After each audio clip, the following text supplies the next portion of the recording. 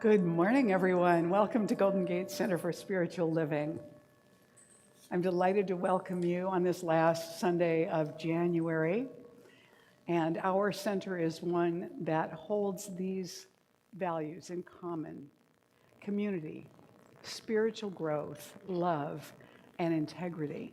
So whoever you are, wherever you may be on your pathway of faith, you're welcome here. That includes all of you online this morning.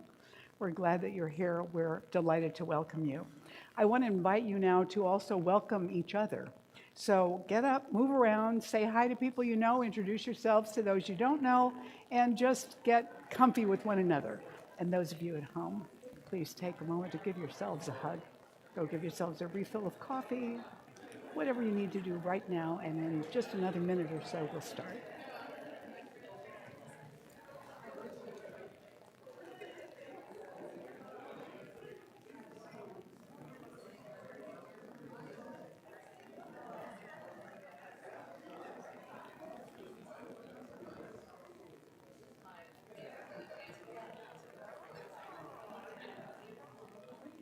Okay.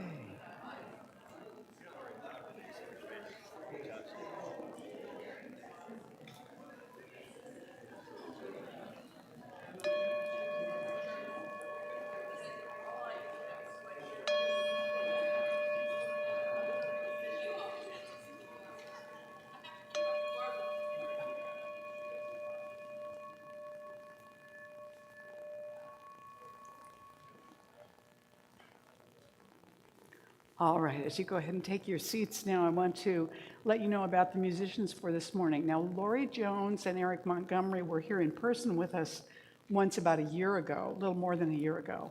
But they don't live here locally, unfortunately, so I couldn't get them back live. However, they've done some wonderful videos for us this morning for our sing-alongs and their solos. And so I want to tell you a little bit about them. They don't do any introductions for their songs. So the first song they're going to do is God Is My Source, which is one Karen Drucker wrote, and we all know it. So just to let you know, Lori Jones is a Pacific Northwest-based singer, vocalist, songwriter, originally from the Bay Area here. And she has shared the stage with Patti LaBelle and George Benson, has sung backup on recordings of Diana Ross, and has sung with the Boston Pops. Eric is a producer, a songwriter, and multi-instrumentalist, and his vision is raising awareness toward a plan that works for everyone. He approaches music from a heart-centered, shamanic kind of perspective, so you get a sense of that when he's doing any drumming, his hand bongos. And he's collaborated with lots of artists. So he and Lori, who are also life partners, are writing songs and doing things together, and they perform all over the place. House concerts, wineries, retreats, glamping concerts. I'd be interested in knowing what that is. And they're the founders of Clean Energy for Good, which encourages people to learn about our relationship with energy and the benefits and ease of switching to solar power. So you can look up Clean Energy for, the number 4, good, or just look up LoriJones.com to get more information about them and their music. So let's stand, and we're going to sing the opening song now, which is God Is My Source, and you'll see the words on the screen as well. So you know this one, so sing out. And you too at home. Here we go. Lori and Eric. God is my source. God is my power. God gives me everything I need. So I give thanks for all my blessings. God gives me everything I need. God is my source. God is my power. God gives me everything I need. So I give thanks for all my blessings. God gives me everything I need. Love is my source. Love is my source. Love is my power. Love is my power. Love gives me everything I need. So I give thanks for all my blessings. Love gives me everything I need. Love is my power. Love gives me everything I need. So I give thanks for all my blessings. Love gives me everything I need. God is my source. God is my power. God gives me everything I need. So I give thanks for all my blessings. God gives me everything I need. God gives me everything I need. God gives me everything I need.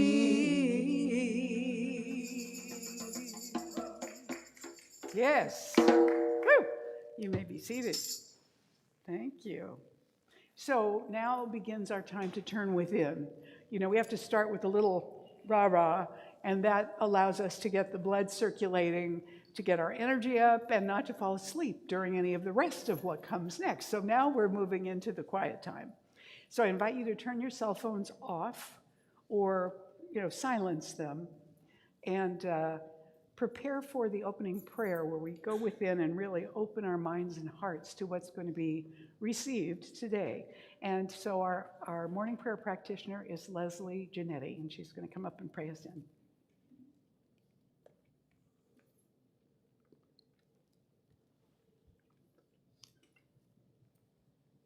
Please turn within and join me in an affirmative prayer. As I bring my full attention to the one infinite life, the one magnificent all in all, that this one power and presence permeates everything, invisible and visible. It expresses itself through every cell and atom. It breathes the breath of life through the universe in a perfect rhythm and harmony, and it settles itself and it recreates itself through its creation. It lives itself through its creation. It lives itself through each one. Each one is an individualized expression of the infinite life and a vessel for the wholeness of each. Breath of life is the light itself within each one, always seeking to express deeper. And so I speak my word for each one, and I claim an opening in consciousness for a resonant realization that the life within is alive, awake, and aware. It is always guiding each one through the deepest intuition. It is always seeking new ways to energize. It is the inspiration within each one, the realization, the opening to the truth of being, that divine love is always operating for the highest and best. It is always assimilating itself through each one and reflecting out into the world. So as each one lets go of the personality, each one opens up to a demonstration of absolute love in its wholeness, in its perfection, in its presence in every place and in every plane.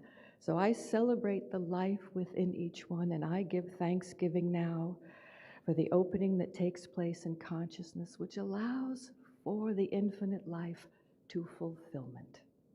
I release my word to the law of mind, which accepts my word as a brand new creation, ready to be made manifest and celebrated right now, and so it is.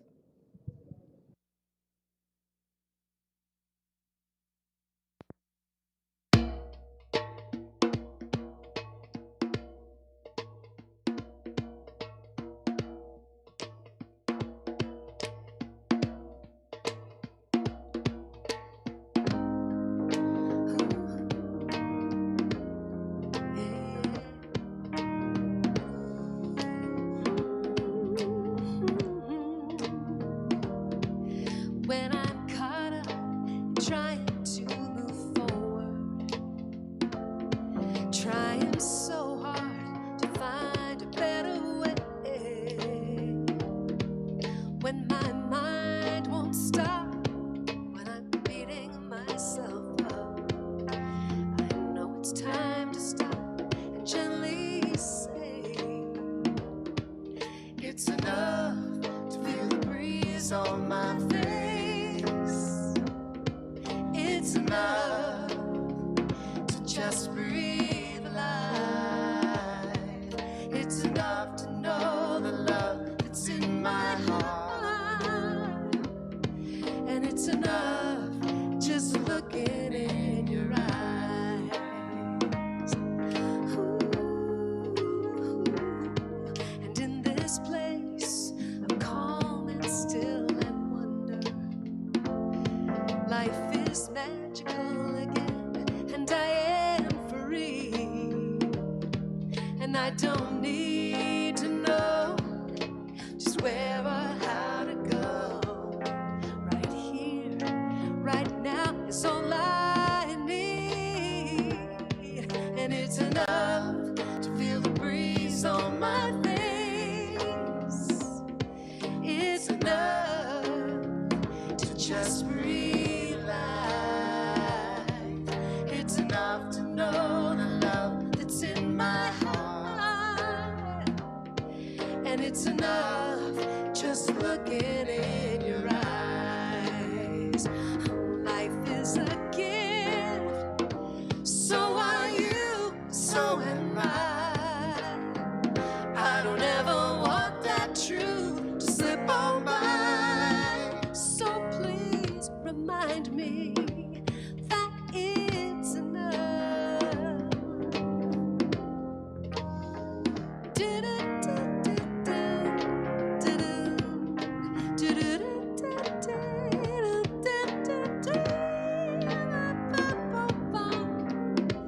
Just breathe life. Ooh.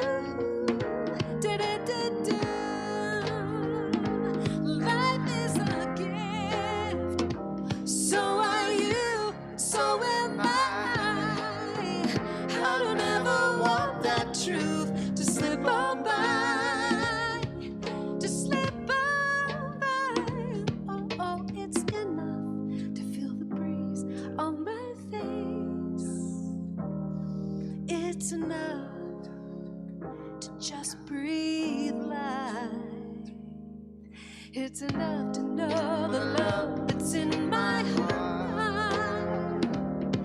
And it's enough just looking in your eyes. It's enough just looking in your eyes.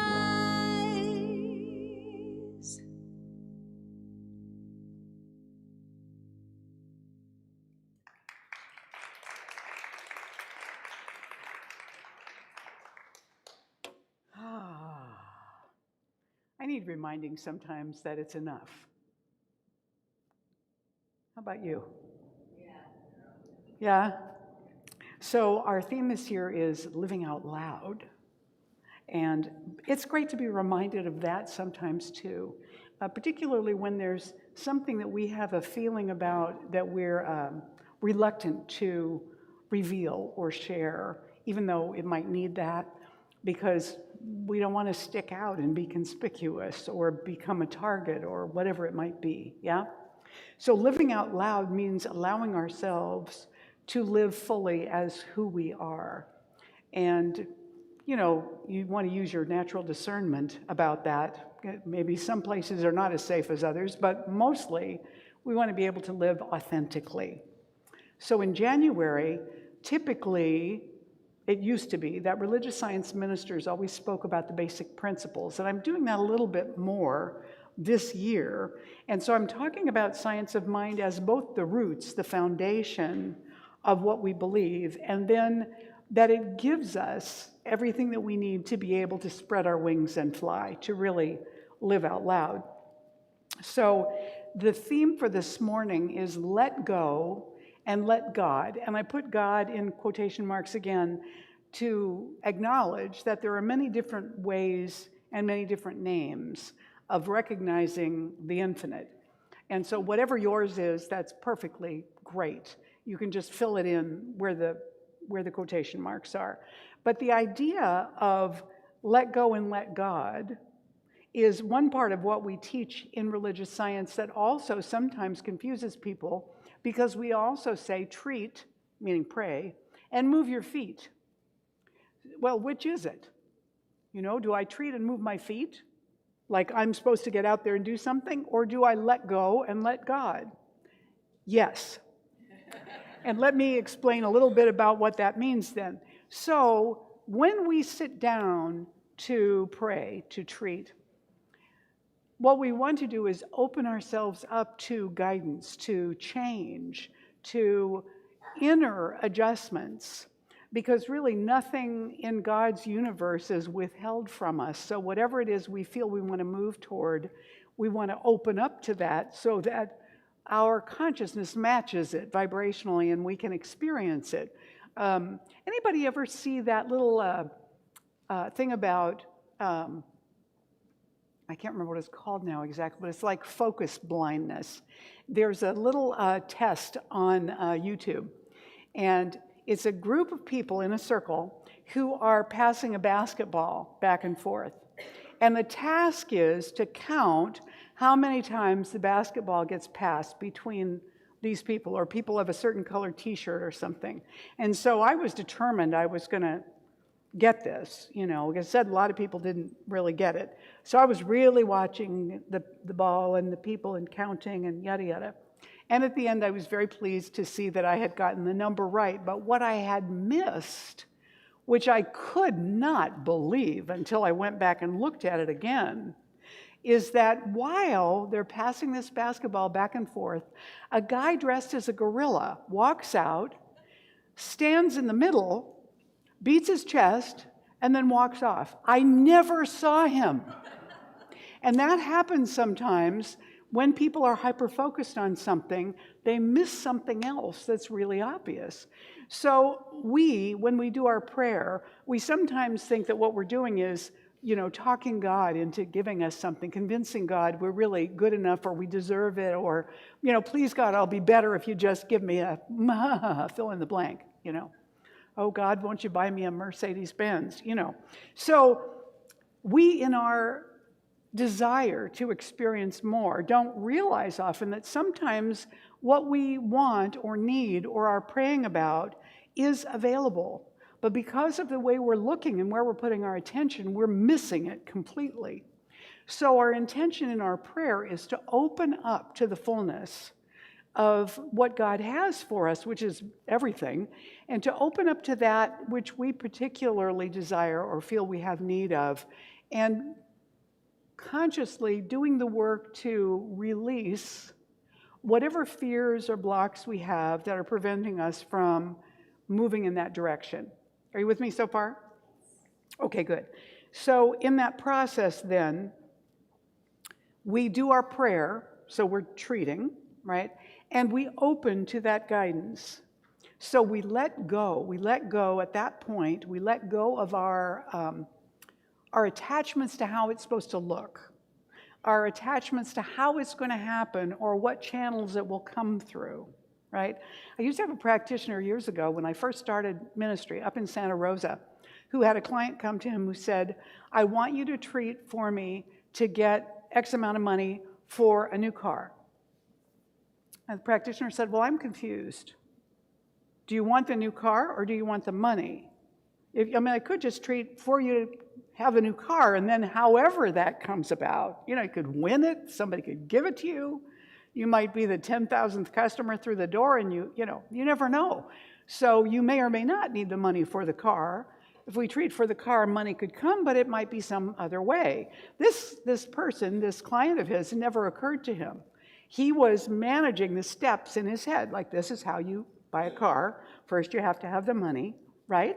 But when we pray, we want to focus on the end result that we want and then allow the how to reveal itself as we move in that direction. Still with me? Yes? Okay. So we're doing our prayer. We let go of our attachments to how it looks or when it comes or how it comes. We let go of that. And then whatever guidance comes to us about the next thing to do, that's when we move our feet. And we do whatever those things are that are right in front of us as the next things to move ourselves forward toward that manifestation that we're looking for. And as we do that, we continue to let go of our expectations of how soon this is going to show up, or exactly what it's going to look like, or worry about what if I don't recognize it. We let go of that. We just do our part. We let the creative law do the rest. Okay? So,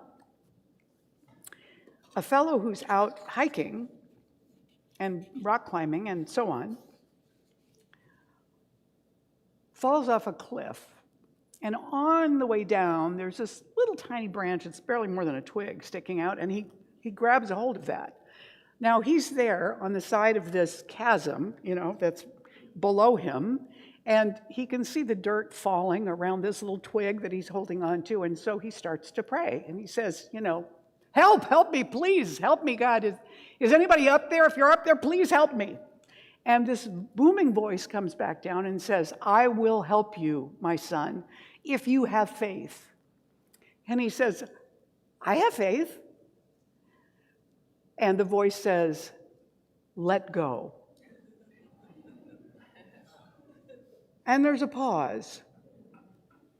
And then he says, is there anybody else up there?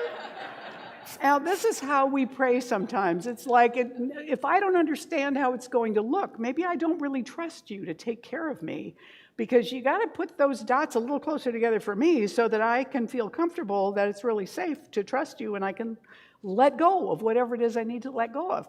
Most of us are not hanging off a cliff. What we need to let go of is something we feel emotionally like that about. Can you relate to that? Yeah. And sometimes we think that emotionally we'll be broken and devastated and killed if we let go. But usually, in fact, most of the time, that is not the case. So, I've been speaking this month about this process of what is this infinite, eternal, unlimited beingness? What is this presence, this infinite presence? And the best that we can tell is that it's everything, that it contains everything. All of us, everything that's ever been in form, everything that ever will be in form, and whatever there is that isn't in form. In other words, infinite possibilities, infinite knowledge, infinite power, infinite creativity. Yeah? And then I said that is created through the infinite as the infinite reflects on itself. Creation is the result. And it happens lawfully. It's an internal process that operates lawfully. So the contemplation of God, that presence, that infinite intelligence, as it is contemplated, comes into form and expression in specific, exquisite ways. And we, being part of that manifestation of it, we're individualizations of the whole, so that creativity, that potential, is the same in us. That means that as we think, so we tend to draw things into our experience. The difference between us and that infinite presence is that we sometimes worry or take in other information that scares us, or get confused, and therefore we begin to doubt. And so the metaphor for that is kind of like, you plant the seed in consciousness, and then you get worried and you go dig it up, just to make sure it might be really sprouting. If it is, that's great, you bury it again. If it isn't, then you forget to tend it because nothing's happening. And so this happens sometimes with our prayers too. We look for some kind of sign right away that something's happening, and if it isn't, then maybe we just forget it. Or we get caught up in the opposing thoughts, not realizing that those thoughts that contrast with what we are calling in are neutralizing it in the creative law, so it gets two inputs about what we want, and they cancel each other out. And nothing happens, and we think the creative law doesn't work. Actually, it's been working all the time. So, we then are manifesting the same ability as the infinite through the use of the creative law, whether we know it or not. And that creative law is always operating, acting through us all the time. So Ernest Holmes used to say, there is a power for good greater than you are in the universe, and you can use it. And I would tack on to the end of it, as it uses you, because you actually can't not use it. The truth is we use it all the time. We just don't always have consciousness about that. Creative law operates through our consciousness. So whatever we're believing and putting our attention on, it's cranking that out to the degree that it's clear. So I spoke a couple weeks ago about declaring into being. So when we pray, we're not praying to something out there. We're praying from the awareness of this consciousness that is everywhere, and we're declaring it. We're not requesting it. We're not begging for it. We're not bargaining for it. We're not apologizing about it. We're not being flattering and worshipful and giving thanks, and you can do all that. But what we do in prayer, in that center of the prayer, is we speak it as if it's true now. And we speak that word with authority. Coming from that place, you know, it says in the Bible that Jesus said, all these things that I do, you can do. And he also said, heretofore you've asked nothing in my name. Now the phrase in my name in Aramaic, one of the other translations of that is according to my method. And the method that we see in the Bible with Jesus is he declares it and then he gives thanks for it before anything has shown up. So last week I talked about being grateful in advance before we start to see the results, to cultivate that sense of feeling that it's already happened. How would I feel? What would I be putting my attention on? What would I be doing? How would I celebrate? If this were already true, what would that feel like? And we hang out in that a little bit. So that's what we've been talking about. There's a book called A New Design for Living, which our founder Ernest Holmes wrote with Marilyn Leo's father, actually, Reginald Armour. A New Design for Living. And in that, the authors write, we're all living in a world of continual change, a world in which thought, thing, and experience are all in a constant state of flux. It is the very nature of the universe that there should be continual change and variation. It is a living world, the creation of a living, creative intelligence, not a static world created by a God now dead or departed who has left it to decay. No. It is vital and alive. The mind that created it is not apart from it, but is always active in and through it. And then they say, but behind that which changes, behind that which causes the change, we have found that there is something stable and changeless, something eternal, upon which all of the eternal events depend for their very existence. Behind the endless process of change and the infinite variety of experience and expression, there is that which does not change. So that's kind of a summary statement about that presence and also creation and creative law and what's happening there. What we recognize is that there seems to be a universal lesson for all of us on planet Earth, which is about letting go. It's about releasing. There isn't anything in our lives that we don't have to let go of.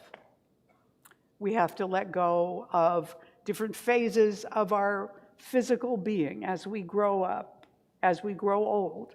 Our physical being changes. Our minds may change. Our emotions may change. Our friends may change. Our partners may change. What we eat or what we like may change. Our health may change and affect how we interact with all those other things. Everything is changing all the time.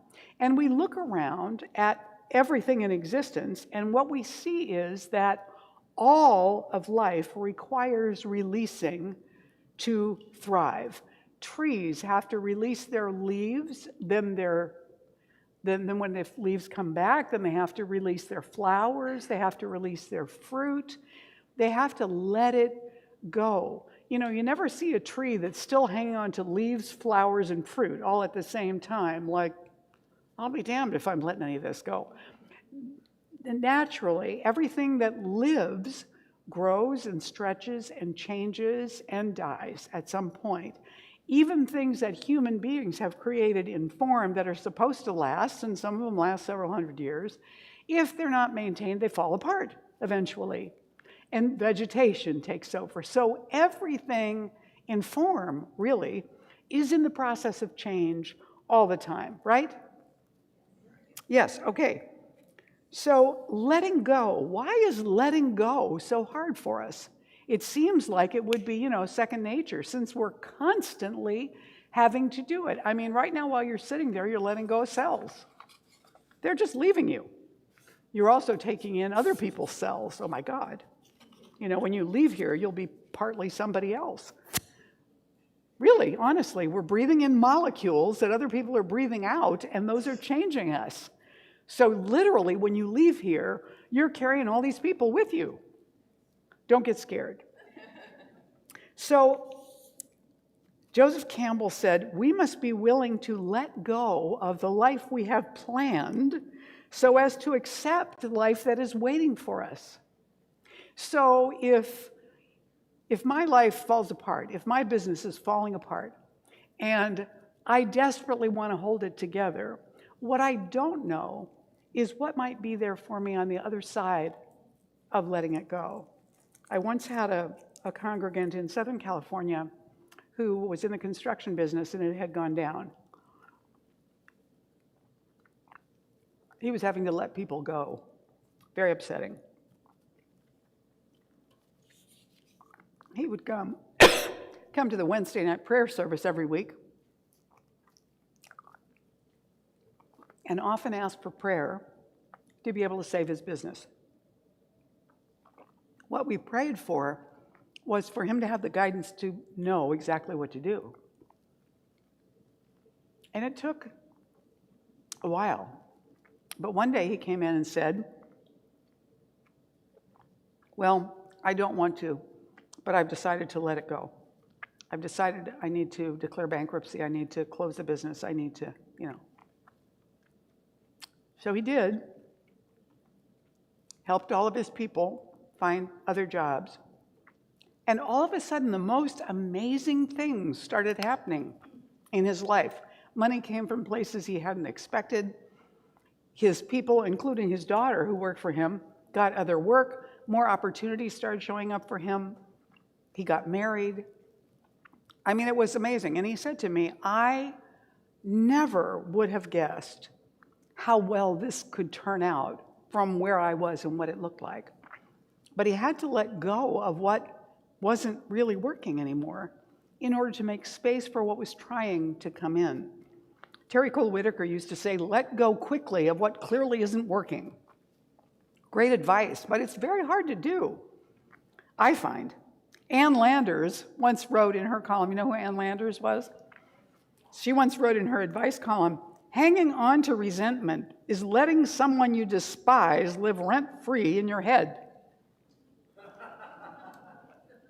So this also calls into us the idea of forgiveness, that sometimes the letting go that we need to do has to do with something somebody else has done, which, given our human tendencies, we might even have misinterpreted.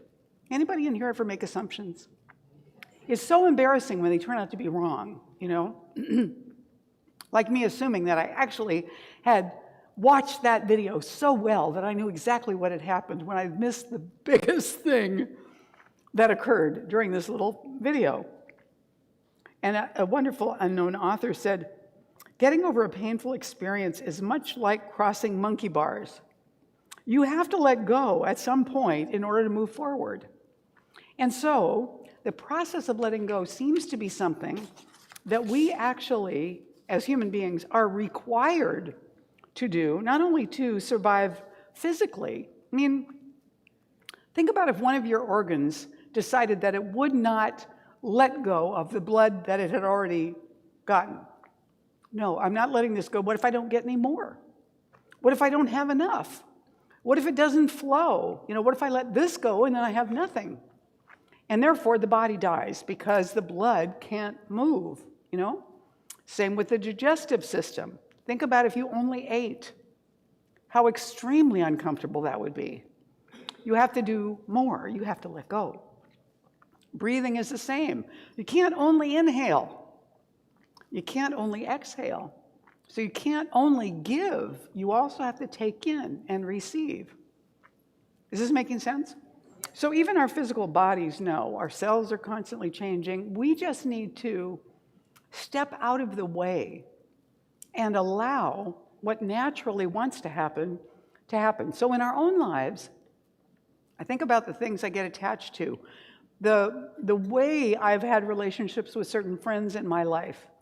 When that way changes, there's grief and sometimes there's anger and resentment and frustration at the change. It's not like I even lost the person, but a change of form in how that friendship can be expressed and experienced. I can remember when my son was a junior in high school. A junior. So it was just then applying to colleges, but I started grieving because he was going to go.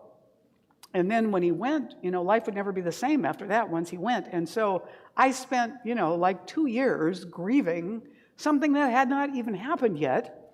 However, on the good side, I was ready, more ready, to let him go when the time came, because I'd spent all that time getting ready to have to let him go.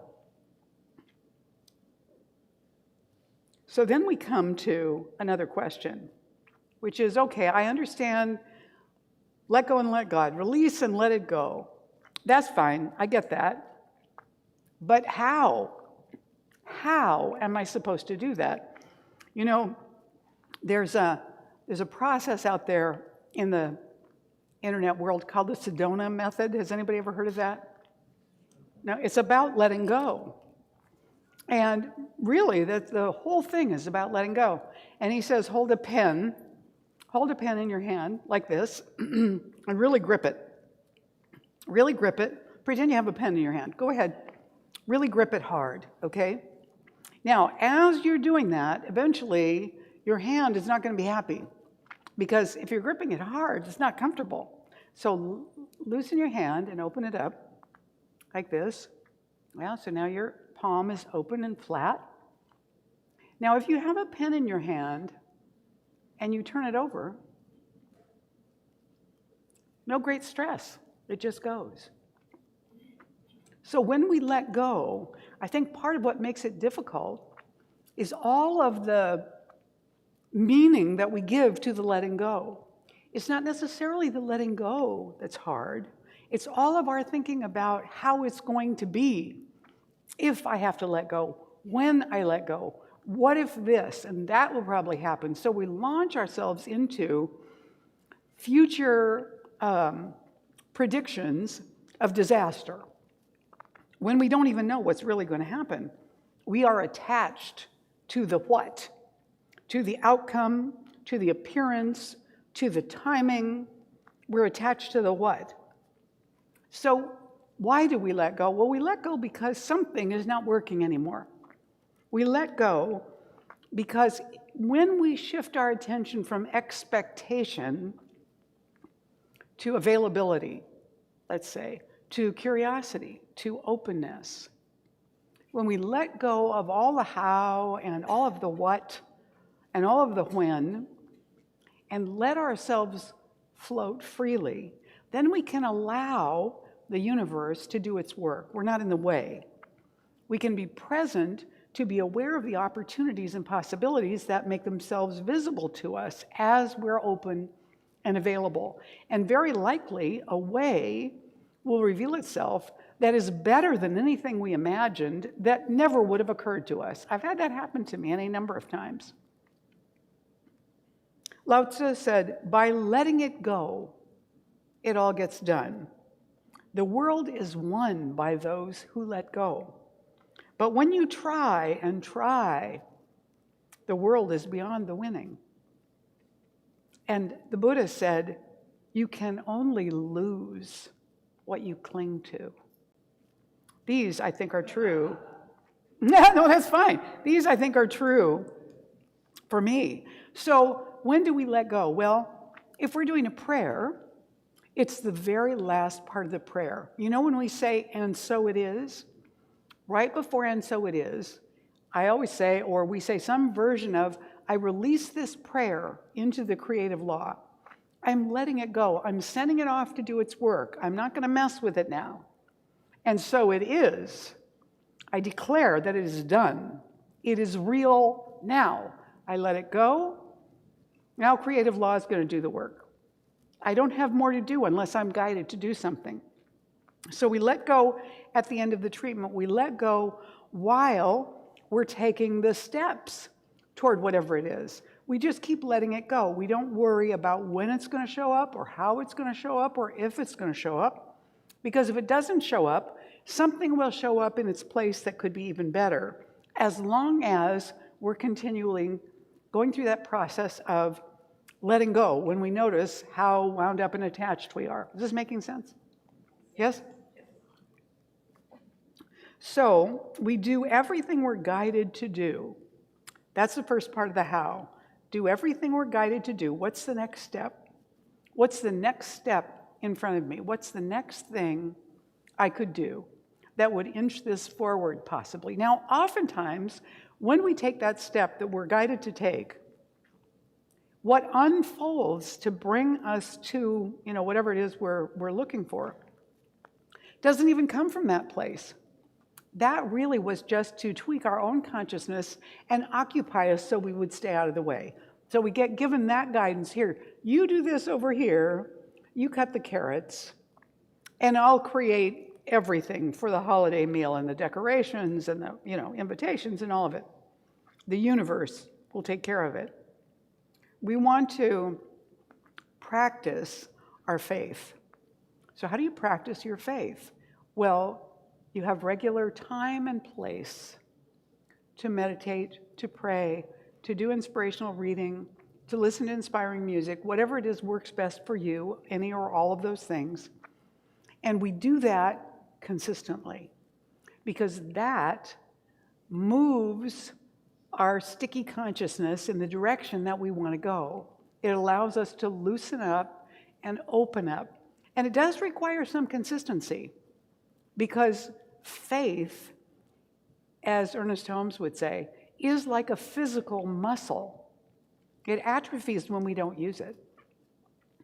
So we have to apply it consistently in order to keep it strong. We have to work that faith, which means applying it in areas where we don't yet see the results, recognizing this or something better. Whenever it's right in the universe, this or something better. And my job is to stay open to receiving that, to go forward with my life, not just to sit down where I am and wait for it to show up. I often say to my students, if you're treating for a new job, you don't then sit on your couch at home with all your doors and windows locked, never send out a resume, never look at the internet, never tell anybody you're looking for work. You just wait for it to show up. That really doesn't work. I mean, it might on rare occasions, but the universe really needs to have your interaction, your participation in that. We need to prepare and make space for what we're asking for in our lives. We need to have an opening in consciousness for that shows what we believe. There's a story about a trial lawyer who has a client that's on trial for murder, a defense attorney. And he announces at one point in the trial to everybody in the courtroom and the jury that in 30 seconds, this supposedly dead person is going to walk through the back door and come into the room and come up and acknowledge that she was never killed, she was never hurt. And she's going to come through the door now. And everyone turns to look. And he says to them then, the fact that you looked proves that there's reasonable doubt in this case. They found his client guilty. You know why? He was the only one that didn't look at the door because he knew what he had done. So our making space for what we want, forgive me for this, but Terry Cole Whitaker once said at a summer conference up in the Pacific Northwest, I was treating for a new relationship when I realized I still had the same old underwear. Think about it, you'll get it. So this is the idea, preparing for what it is we say we want, making space for it in our lives, actually having an expectancy that at some point this good or better is going to show up. Andy Law said, unless you are prepared to give up something valuable, you'll never be able to truly change at all because you'll be forever in the control of things you can't give up. And that makes life very small. It starts to make life very, very small. Lastly, so this is the how part. Do what you're guided to do. Practice your faith. Prepare and make space. And lastly, be willing to change. Because when we're praying, we're doing two things. We're praying for more God in our lives in whatever form, and we're praying to be changed. That's really it. We're praying to be changed so that we can open to that which is there for us in some form, in some manner, and to allow that to come in. And so I want to, Patrick Harbula, who wrote the book that we're using for the class I'm teaching, he wrote the curriculum for the class too. He said, recognize that you deserve everything you want, yet there is nothing you need beyond what you have inside you. Strive for what you want with complete detachment from any results.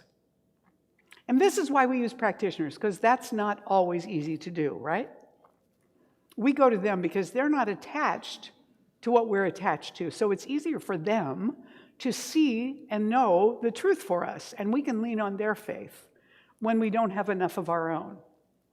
So that's why we always, and today we have 4 practitioners at the prac table. We must really have a lot of people who want prayer this morning.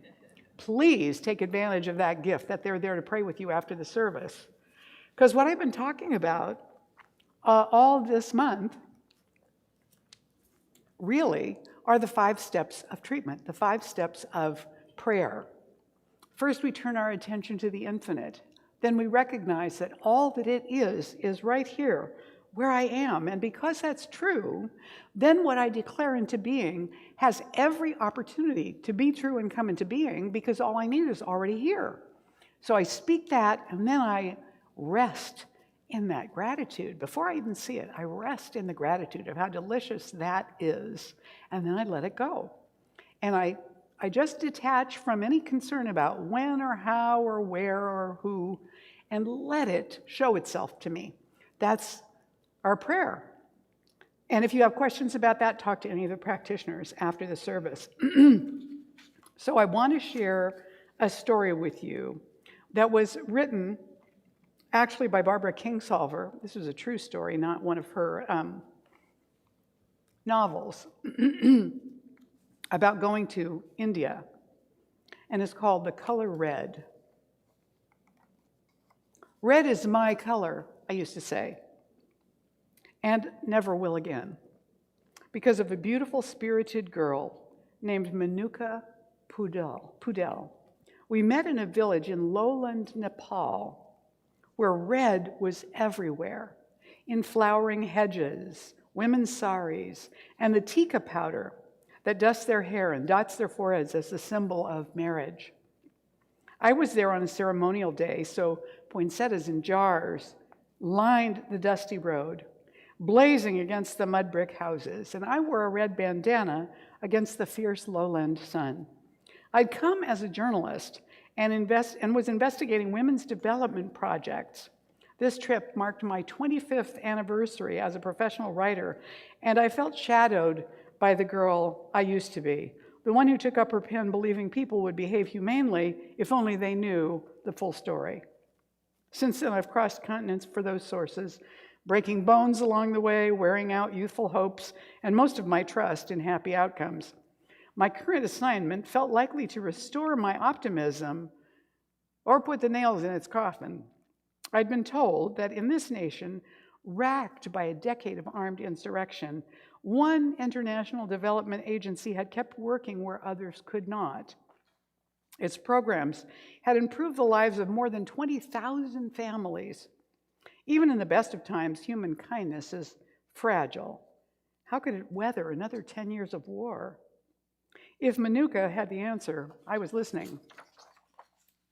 As we waited for the day's ceremony to begin, she chatted eagerly, establishing that we had the same favorite color. We both have young daughters. She married at 16 and moved in with her husband's family. I imagined my husband and I would be the two wheels of a cart, she said. But 5 years later, when she was pregnant with their third child, her husband died. My mother-in-law made me wash the tika from my hair and told me that as a widow, I could never wear red again. No bright colors. Widowers here don't remarry. A husband's death is the next thing to it for his wife. Her community sees her as bad luck. Drab clothing broadcasts her shame. For widows like Manuka, it also broadcasts vulnerability and the risk of sexual assault. Nevertheless, at 21, she adjusted to a lifetime without color. My life was ended. I know no other way to be alive than to keep listening, even to stories as sad as this. But should I stop hoping that somewhere the story will be different? The people of Manukas Village are seasonal agricultural workers joined by the common ground of poverty. They have no doors that lock, hardly a possession beyond the handfuls of rice stirred into each day's meal. And they still could find ways to divide themselves into haves and have-nots. Married women ostracized widows. High caste families still spurned those of lower caste. Before meeting Manuka, I talked with an elderly widow named Donna Bisho Karma, an untouchable. She never let her shadow fall on anyone. In shops, she paid by tossing rupees without touching the owner's hands. I'd touch the old woman's arm as I listened, wishing to prove the system that binds her is non-existent where I come from, but I know better. I started school in a racially segregated first grade. In my country, our poorest youth disproportionately inhabit our prisons and our wars. School children scramble for classroom supplies while luxury accumulates around corporate heads. If we had no other currency for privilege, I'm sure that we too would make rules about shadows and hoard color. During the long drive to this village, I discussed my doubts with a Nepali staff member from Heifer International, the development organization that had worked here through roadblocks and revolution. Its mission is to train communities to become self-reliant through raising livestock or other means. Yes, she agreed, bridging that gap between rich and poor is complex. Material support alone, simply having more, is not the answer. It won't really change the situation unless people have changed themselves, she said. I value Heifer for addressing mental poverty. Mostly that comes from the women coming together in meetings and working on goals. But how does mental poverty end? When new entitlements seem to create new needs. 2 nights earlier in Kathmandu, I watched an American tourist complain scornfully about our hotel. Privilege begets privilege. That very morning, I had tied a red scarf on my head without thought. Now my scalp burned as I listened to Manuka explaining how she'd lost that color forever. When Manuka's husband died, her bereft mother-in-law began attending meetings of the Milan Mahila Samuda, or Women's Togetherness Group. With guidance from the Heifer development staff, they devised a livelihood improvement plan. They would raise meat goats. The first women to receive the animals pledged to pass some of their goats' offspring on to other members, renewing the cycle until every villager had a source of income. This was the story that had intrigued me. How did Heifer outlast the storms of war? The trick was to create material assistance from inside a village itself rather than from far away. I wanted to believe it could work, but I had to ask, would some cheat? Don't lower caste families get left out?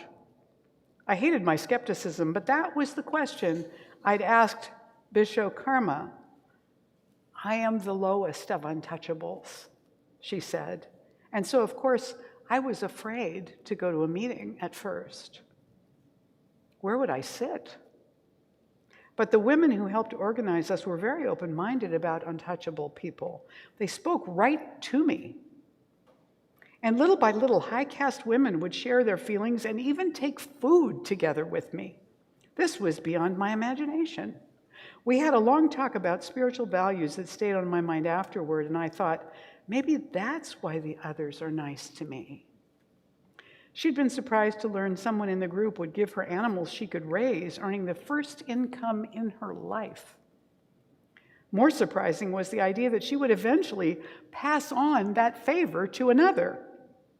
I had given away some vegetables once, but never a big thing. This was a new idea for me. It gave me new energy for living. Manuka's mother-in-law also found herself energized by the workshops. At first, they tackled sanitation and nutrition, then gender and caste. She decided Manuka should come to the meetings too. The discussion made us start thinking about how women treat other women, Manuka said. The fact that widows carry shame. It's women who make their daughters follow these rules. Her mother-in-law agreed. Talking about unspeakable things had caused her to think about what was hers to keep or let go. Girls wear bright colors and bangles before they get married, she reasoned. So being happy is not just a privilege of marriage. My son is dead, but my daughter-in-law is not. Manuka was every inch alive as we sat waiting for the women's togetherness ceremony to begin. 14 women who'd earned income from their goats would now pass on the offspring to newer members. The donors wore red saris. The new initiates wore lavender. The whole village had turned out. I felt hope rise and soon was crying like a child because Dana Bishop Karma, whose old untouchable hand I'd wanted to hold, was now standing throwing her shadow over everyone, holding her gift, a lop-eared goat wearing a necklace of marigolds. She walked toward her chosen recipient, another poor widow, belonging to the highest caste in the village. Last year, Bishop Karma couldn't have entered the woman's home. Today, she gave her good fortune. In the embrace of the two old women holding each other, I saw the architecture of human grace. How astonishingly simple. Mental poverty ends this way.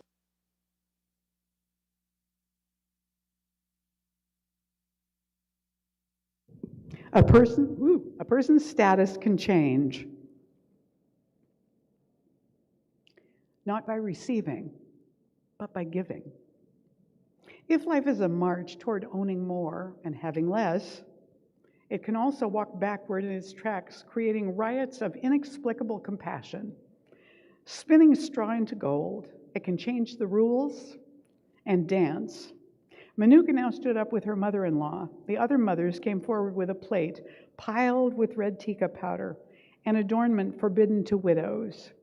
By the handful, they scooped up the color red, giving it back to this daughter, rubbing it onto the crown of her head, covering her hair and face in a cloud of vermilion. She fell backward as the older women passed her from hand to hand, wrapping her in a red shawl. They had made a decision. Manuka should walk forward into her life wearing color. Tears streaked scarlet tracks down her powdered cheeks. Schoolgirls and mothers cried for her joy, which was also theirs. Now Manuka thinks her mother-in-law should wear red too. Young people will change, she says, when the older ones do. As the crowd walked home, I took off my scarf and gave it to a girl who had been eyeing it. Red isn't mine. For what on earth can be owned that hasn't also been given away? The poinsettias wilted, and the village looked ordinary again. But untouchables had been touched. A widow danced barefoot in a red shawl. Today, in this place on earth, there was enough.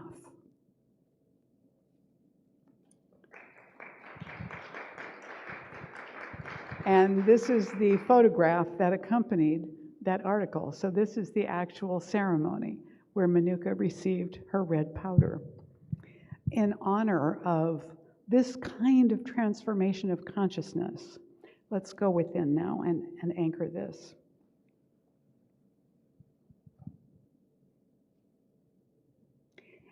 In this universe of infinite good, I know and recognize that the one presence has gifted itself to all that is. There is no place where the whole of it is not. It surrounds and enfolds each one of us, and it also flows through us and expresses as us, as unique individualizations of that one. We are chosen, we were desired, we are known. And so I know this for us, that each one of us is in the process of change and growth, and that it is absolutely safe for us to let go of the past and step forward into the future, into the life that is waiting for us. It is safe, and we have faith, and we step forward knowing that the path reveals itself as we walk forward, and we are capable of receiving that guidance, of recognizing it, of acting upon it, and of letting go of our attachment to the form and timing and look of what comes as a result of this movement on the path of guidance. We let go of any idea that we know better than the one mystery, what is next on this soul path for our highest and best good. And so we know that what we have need of right now is before us, that what we open our hearts and minds to, we are shored up and surrounded with support in the infinite for our faith, helping us to make it stronger, to send its roots down deeper, to lift our wings to fly. I know that this is the truth of each one of us. No one escapes change. We are all doing it. And therefore, I know that what we are doing is unfolding the divine presence in the world as us, for the blessings of the universe and the world and ourselves and Golden Gate. And so letting this truth go into the creative law of mind and spirit, I just let it be. And together we say, and so it is. Yes. Please stand and join me for the morning affirmation. As we say this together, one of my greatest powers, God bless you, is letting go. As I release my visions and desires into the mystery, I trust that all is well. The more I let go of trying to control things, the better they go. I let go in faith and let God be about its business. And so it is. Yes, you may be seated. Thank you. I invite our ushers to come forward now as we prepare for our offering time. There are a number of ways that you can donate to Golden Gate, online, on PayPal, using the text to give number that's up on your screen. And all of these ways are available at all times for you. We are so grateful for all the gifts that we are receiving by mail, by in the service, by automatic giving. I mean, we're truly blessed. So I just want to say thank you so much. So many of our centers are struggling financially, and I can't say that we're just overflowing, but we are definitely in the black, and we're very grateful that that's happening, that all is well. So we thank you, thank you, thank you. And we want to bless the gifts that we're giving in this room this morning. So hold your gift near your heart, or if you're giving it with a loved one, hold it in your hands together as we say this blessing together now. This gift I give is God in action. I now send it forth to bless and to prosper. I know that everywhere it goes, it is creating a world living in love, one heart and one thought at a time. And so it is.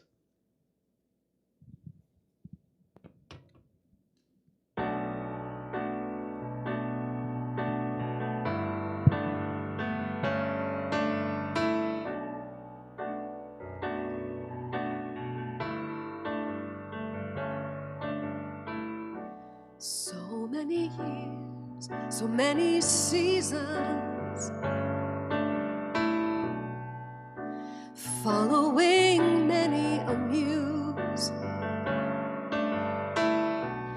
every venture coming and going, as I'm pulled toward deeper truth. The hurting, the crying, the stumbling and trying, all part of a greater good. And what falls away brings me closer to what I'm meant to be. What falls away is lifting me higher, up where I can see. With a kiss goodbye, I let go of all the tattered pieces, and what falls away reveals the essence of me.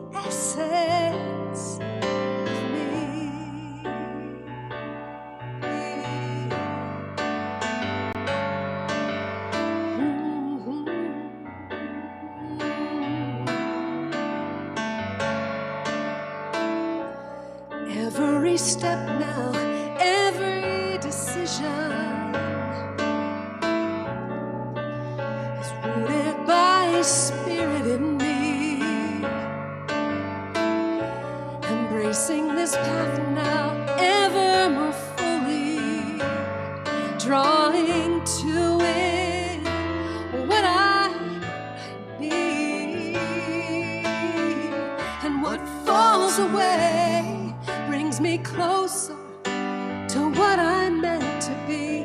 What falls away is lifting me high, up where I can see. With a kiss goodbye, I let go of all the tattered pieces, and what falls away reveals the essence. It's the essence of me. The essence of me.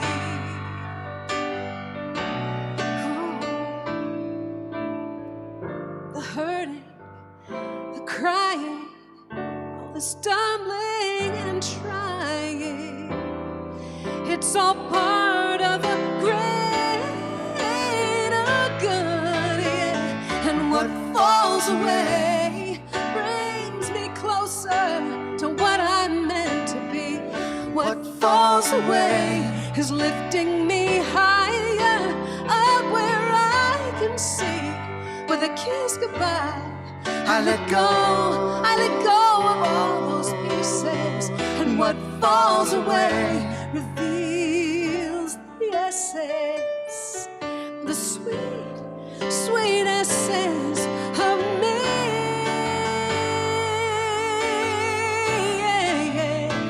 The essence of me. Let the rest fall away to the essence.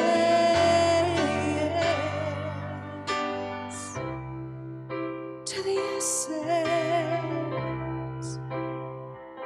ah, the essence.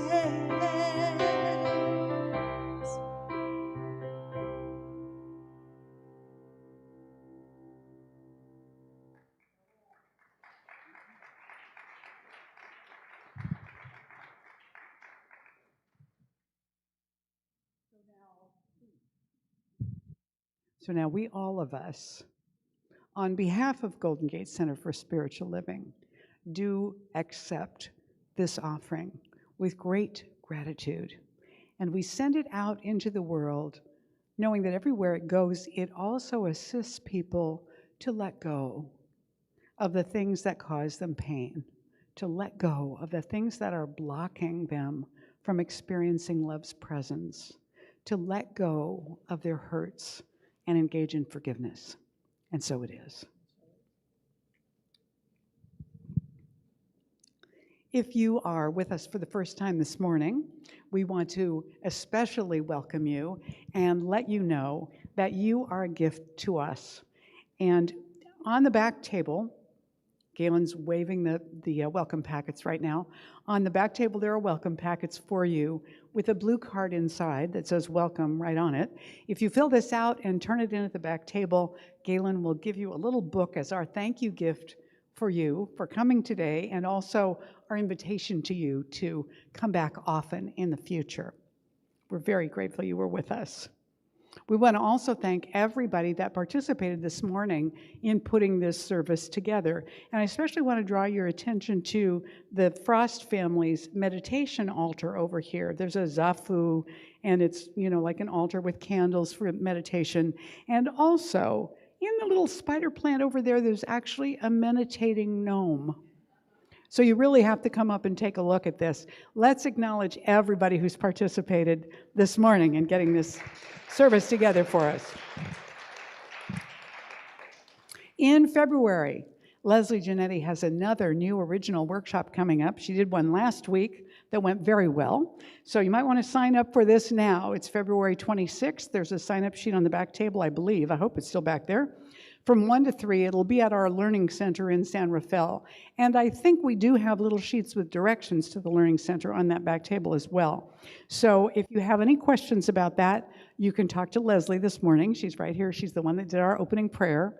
And you can register either by indicating your interest on the sheet or by contacting Sonia at our office at administrator@ggcsl.org.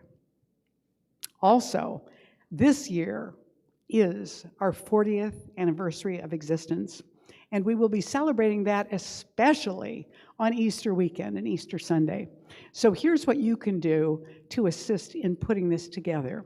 Send me stories, memories, anecdotes of things that you've experienced over the time that you've been here at Golden Gate. I would like to be able to have a focus on each of the 4 decades, so if you send me pictures or you bring pictures for me to scan, give me an idea of roughly the year they were in so I know which decade to put them in. Same with the stories. So some people have already started doing this, and I'm delighted, I'm thrilled, and I look forward to much more of that. Also, just to remind you, every Wednesday evening, there's a meditation on Zoom that I lead, and each week of the month is a different type of meditation. So the first Wednesday evening of the month is always our prayer and meditation evening, where we have some silent meditation, we give thanks for demonstrations, answered prayer, good news, and we make prayer requests and do a prayer all together there in consciousness. And it's about an hour. So I invite you to look at our website calendar, look under the Classes and Events tab for the calendar, and then go right to the Wednesday that you want to come to and click on that. And you'll find in the description the link that will take you to the Zoom directly that we're going to be in. And I hope that you'll take advantage of that. Also, I mentioned the prayer practitioners. I'm going to invite the practitioners just around the room now. Did I say practitioners earlier, or did I say ushers? Yeah, but usually when I invite the ushers up, I say practitioners. Good. All right, so practitioners, please, around the room, and many of them were wearing their white stoles. This is how you recognize our licensed practitioners. They are licensed by Centers for Spiritual Living, and these practitioners are our members. They hold their licenses here with us, and you can ask any of them about prayer or about individual practitioner services. Thank you, Coco. Also, you can request prayer from one of them at the table this morning, or put your request in the prayer box, or you can also look under the resources tab on our website. There's a place you can request prayer there as well. And so as we prepare to close the service with prayer, I'm going to mention a few people in the congregation that I want us to especially remember right now. And I'm also going to include all of the nameless ones that are dealing with something that we may or may not know about, or they may not want to be named, so that we can include our congregation in this healing prayer. So let's turn within and recognize right now that in this infinite divine presence, there are all of these manifestations, beautiful manifestations of the divine presence, each one unique and individual, each snowflake, each blade of grass, each human being, unique and intentional and beautiful. Within each one, including all of us, this presence is alive and active right through us. We open our hearts to be a better channel of that infinite presence of love, of peace, of forgiveness, of joy, of the declaration and knowingness of truth. And so I know that this is the truth for all of us in this room. If there is discomfort in relationship, in work, with money, with friends and family, or pets, if there is difficulty in any area of our lives with our health, that right where that seeming limitation is, God is. Right where that limitation seems to be happening, there is a gift trying to be born as well. And so we know for all of us, and especially for Mariana and Stan Stefancic, who both had surgery this week, for Ron Buck, who's been in the hospital, for all of our members and congregants and friends who may be dealing with any of these kinds of challenges, that healing is the natural way of the physical body, mind, and spirit, and it is taking place efficiently, effectively, and well right now. That every professional having to do with anything medical that interacts with them is guided by the mind of God within them. That clarity is unfolding itself about any necessary treatments or diagnoses, and that all of us in this room are joined together in consciousness in knowing that the activity of the creative law, the presence of spirit, and the wholeness and the impulsion toward greater life is being manifested for every one of us and each one of these people right now and continues to do so. We're grateful to accept this good into our lives. We're grateful to accept it for ourselves and for all these dear ones, and to see them whole, balanced, healthy, immersed in well-being, living from the highest quality of life that their body, mind, and spirit can move toward now. And we are deeply grateful to know that this is the truth and to claim it right now. We let this word go into the law then, knowing that it is done. We let it go and let it be. And together we say, and so it is. Yes, and so it is. Please stand and join us now for the benediction and the closing song. This benediction we always declare together, so join me. I now walk, so that whoever walks beside me dwells in the presence of God, and whoever places a hand in mine is lifted, and whoever thinks of me is illumined with God consciousness, for spirit and all people and I are one eternally. And so it is. And you know this last song, it's I Release.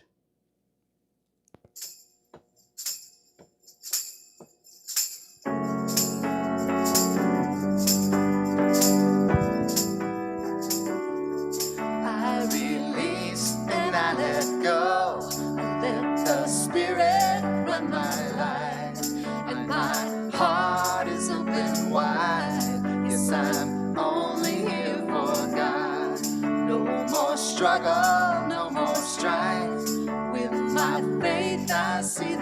life.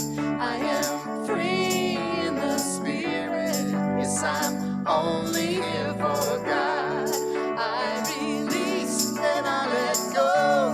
Let the spirit run my life. And my heart is open wide. Yes, I'm only here for God. No more struggle, no more strife. With my faith I see the light. I am free in the spirit. Yes, I'm only here for God. I release and I let go. Let the spirit run my life. And my heart is open wide. Yes, I'm only here for God. No more struggle, no more strife. With my faith I see the light. I am free in the spirit. Yes, I'm only here for God. I am free in the spirit. Yes, I'm only here for God.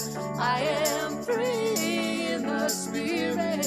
Yes, I'm only here for God.